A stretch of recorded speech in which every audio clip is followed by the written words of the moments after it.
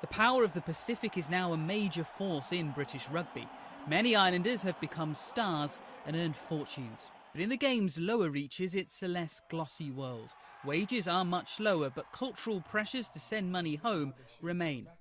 We know that what we're getting here is probably like twice or 3 times what my parents would be getting, you know, a month, or my siblings. You know, when they call, you just can't say no. But obviously they have no idea how hard it is to, you know, like dealing with bills every month, putting the food on the table for the kids and now. So, but yeah, it is tough. It is really tough. They're far from alone. There are only 1.2 million people in Fiji, Samoa and Tonga combined, but players of Pacific Island heritage provide 15% of all professional rugby players. There may be as many as 800 in Europe, with around 200 in the UK. For many Pacific Islanders, clubs like Leicester Tigers are the dream. A top side in a top league and earning enough money to send home and support your family. But adjusting to life in the UK isn't always straightforward.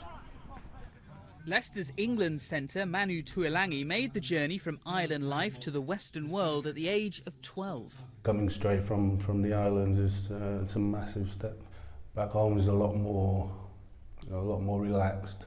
Whether here, you know, you gotta work to earn a living, and if you don't, then you know, you end up on the street.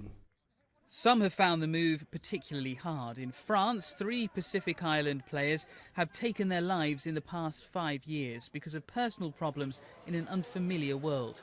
So some expat islanders have set up Pacific Rugby Players Welfare in an attempt to break the silence.